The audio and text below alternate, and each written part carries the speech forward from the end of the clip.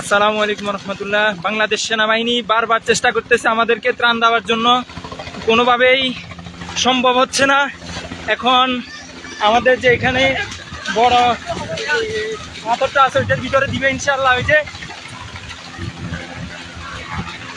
ওইটা একদম নিচে নেমে গেছে। পানিতে দিয়ে দেন, পানিতে পানিতে।